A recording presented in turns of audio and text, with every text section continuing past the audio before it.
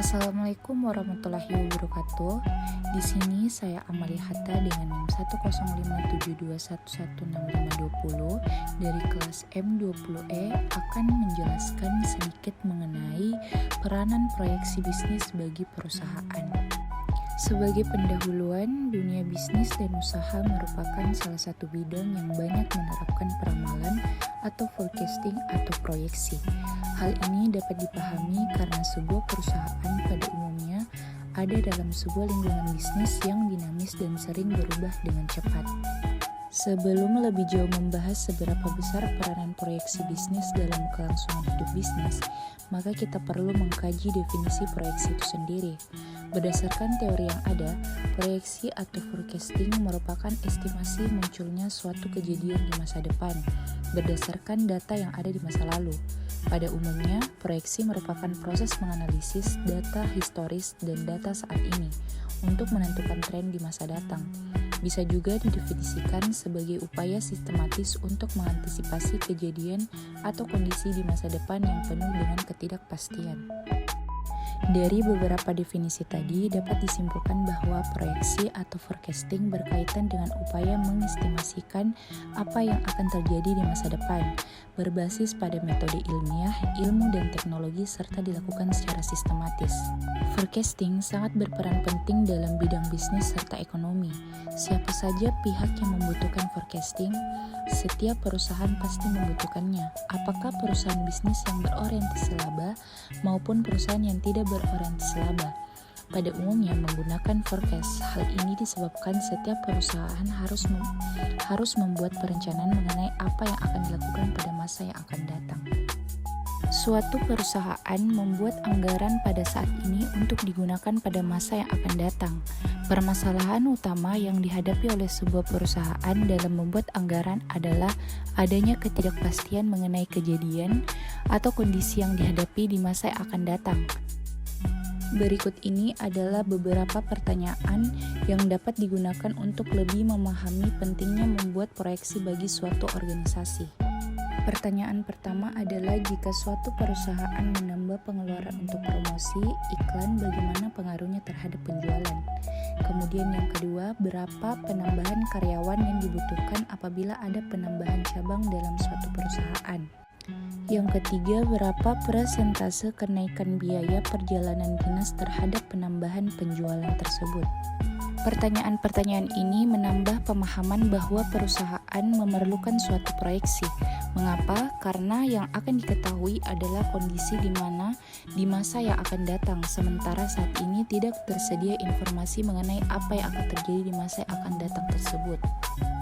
Sebagai contoh, misalkan dalam suatu perusahaan pada tahun 2017 membuat anggaran pendapatan dan biaya yang akan dilaksanakan pada tahun 2018. Perusahaan tersebut tidak memiliki informasi cukup untuk memastikan peristiwa yang akan terjadi pada tahun 2018. Oleh karena itu, perusahaan tersebut harus membuat estimasi kejadian pada tahun 2018 yang akan mempengaruhi perencanaan yang dibuat.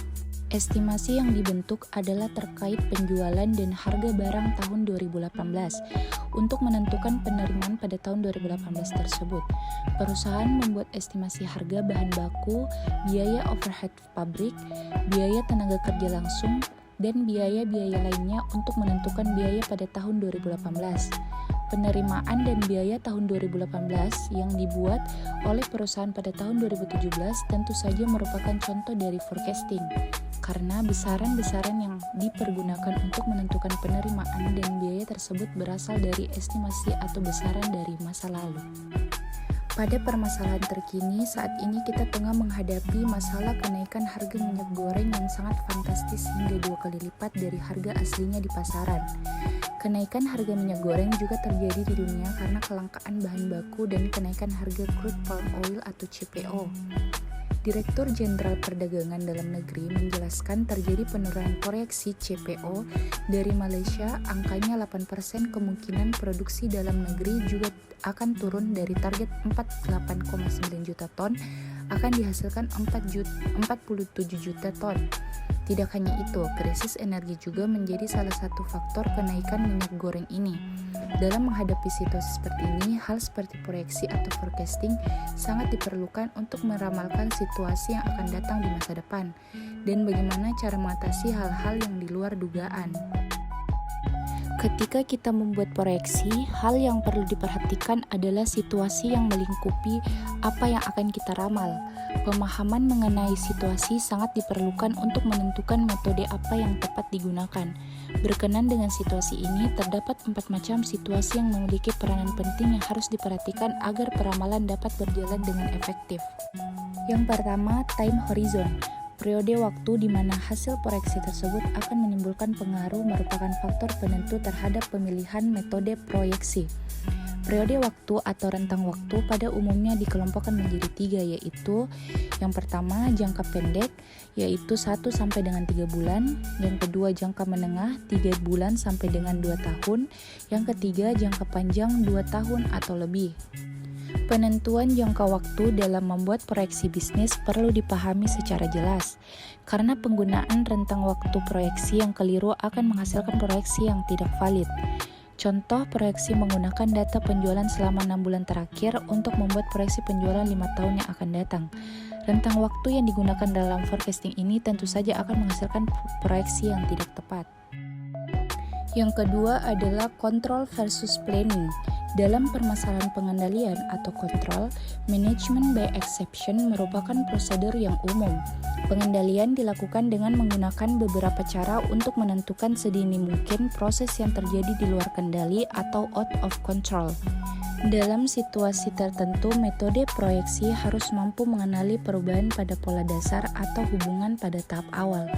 Pada sisi perencanaan atau planning, umumnya berasumsi bahwa pola yang telah ada akan berlanjut pada masa yang akan datang, sehingga proyeksi ditekankan pada usaha mengidentifikasi pola yang sudah ada untuk membuat proyeksi pada masa yang akan datang. Lanjut, yang ketiga adalah konsistensi. Membuat proyeksi pada suatu yang tidak mengalami perubahan dari waktu ke waktu sangat berbeda dengan membuat proyeksi pada situasi yang terus-menerus mengalami perubahan. Dalam situasi yang stabil, metode proyeksi kuantitatif dapat digunakan dan dilakukan percermatan secara berkala untuk mengetahui tingkat keakuratan proyeksi. Dalam hal terjadinya perubahan situasi, haruslah metode yang diperlukan adalah metode yang mampu beradaptasi secara terus-menerus agar proyeksi yang akan diperoleh dapat mencerminkan hasil terbaik saat ini dan memberikan informasi terkini. Lanjut, yang keempat adalah existing planning procedure.